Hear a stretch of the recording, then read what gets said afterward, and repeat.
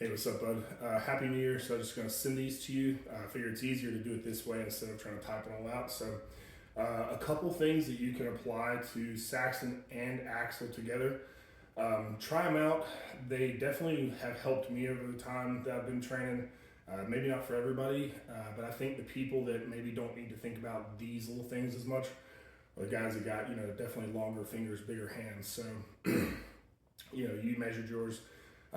Pretty normal, average size hands, nothing like too small or too huge, but just means that, my hands might be a little bigger than yours, but we have to maximize all that we can. So real quick, what I've come to find is generally speaking, especially grip intensive stuff like Axle and Saxon, anytime you can keep the hand placement inside of the shoulder lines, right?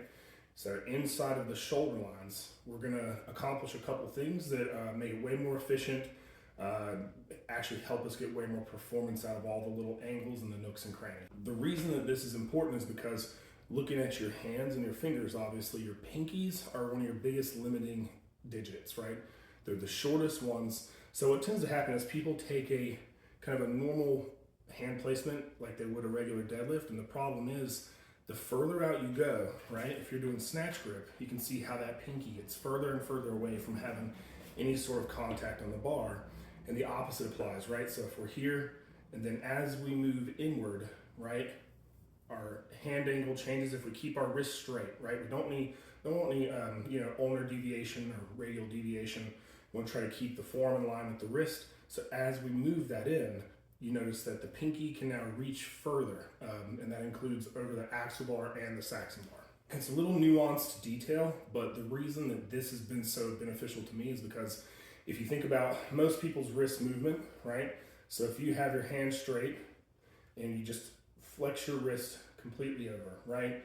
At least for me, I can only get to about right here before I stop.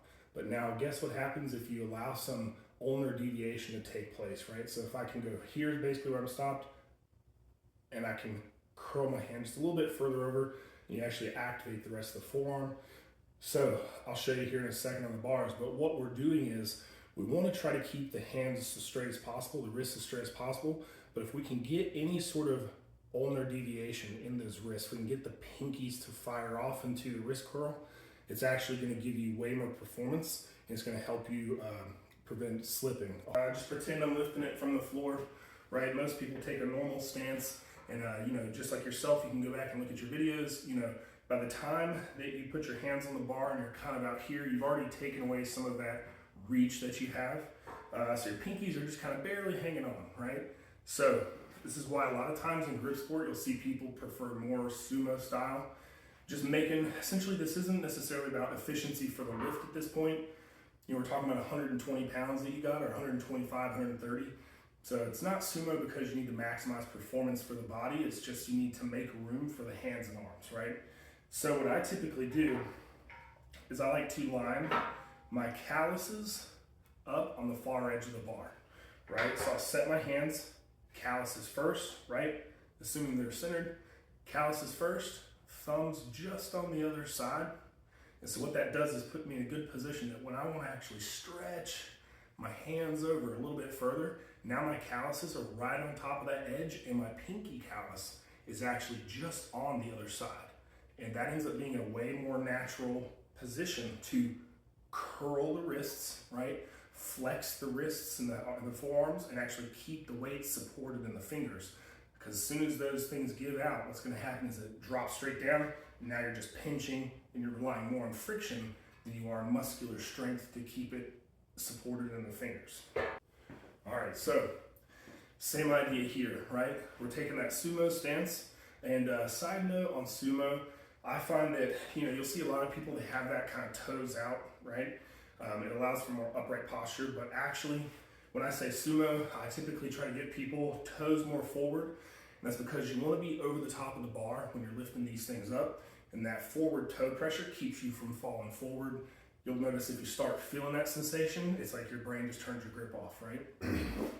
But same idea, right? We're taking that sumo stance, hands centered. I don't really have a ledge for my calluses, but I usually try to start with my hands pointed straight down, right? So wrist is straight, fingers straight down.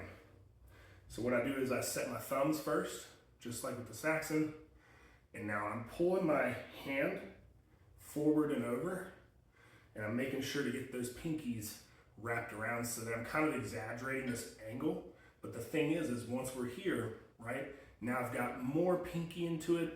I can keep the wrists locked and curled in so that it will still break eventually, but when it breaks, I've got as much pinky on the bar as I can. If I start out here, right, if I did this, it doesn't take much before the pinky's just gone. So, other good note, hands closer in, it's way better activation of the forearm, brachialis, and the shoulder all ties in versus imagine trying to do shrugs out here, right? You're missing some of this. So let me know what you think. Let me know if you try it out and it works. Good luck, man.